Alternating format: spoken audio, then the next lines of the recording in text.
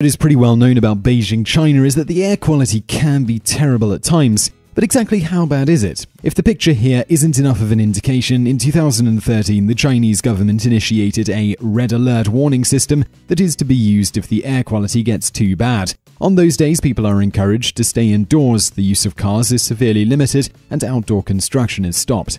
It was used for the first time in 2015 when there were several days in a row when the air quality was that. On April 20th, 2010, there was an explosion at the Deepwater Horizon oil rig in the Gulf of Mexico, 41 miles off the coast of Louisiana.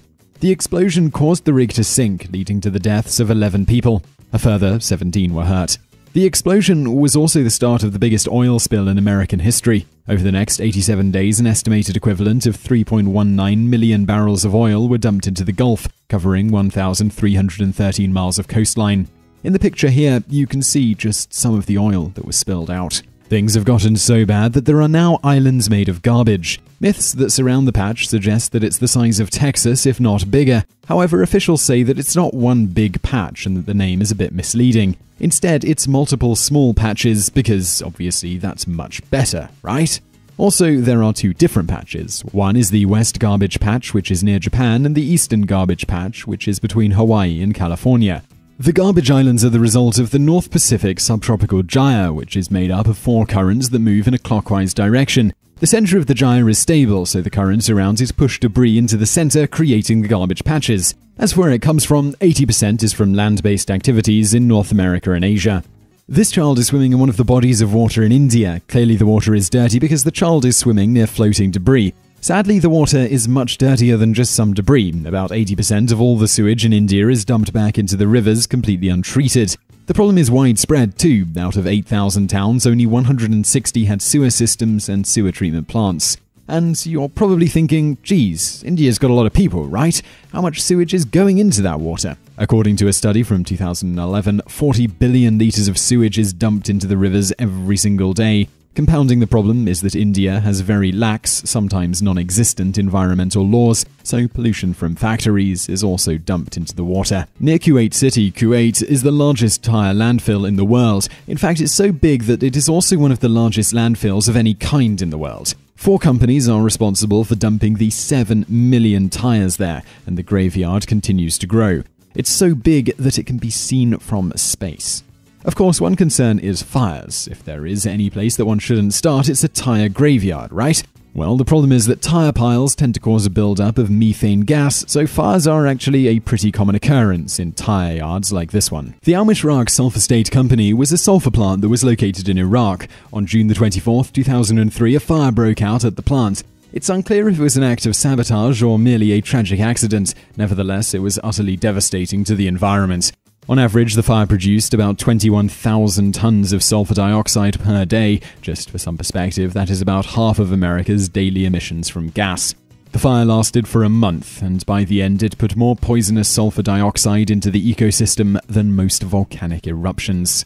This photo was taken at Chaohu Lake, which is China's 5th largest freshwater lake and also one of the most polluted lakes in the world. The water looks like neon paint because of an incredibly dangerous alga, which is a result of increased levels of nitrogen and phosphorus from sewage that is dumped into the lake.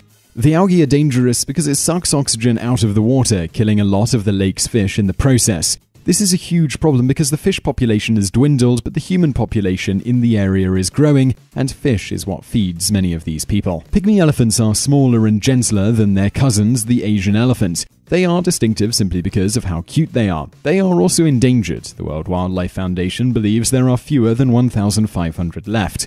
What makes this picture of a 3-month-old baby trying to rouse his dead mother even more tragic is that it wasn't just one elephant that died. This was one of 40 pygmy elephants that were killed in January 2013 in a Malaysian forest over the span of 3 weeks. This is nearly 1% of the entire population.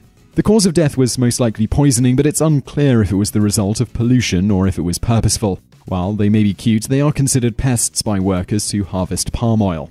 There is evidence that, as of early 2009, workers were leaving out poison for them. The reason the boat is here on the cracked, dried ground is because the sea it once floated on is nearly gone. The Aral Sea is located between Kazakhstan and Uzbekistan in Central Asia. At one time, the Aral Sea, which is actually a lake, was the 4th largest freshwater lake in the world. At its peak, it had a surface area of 26,000 square miles. The damage started in the 1950s, when two of the area's major rivers that fed into the lake were diverted for irrigation for cotton production by the Soviet government. Between 1960 and 1996, the sea levels dropped by 52 feet. In 2014, for the first time in 600 years, the Aral Basin was dry. Time in the 1980s, Peanut, a baby red-eared slider turtle, was swimming in a river in Missouri and became entangled in the ring of a six-pack holder.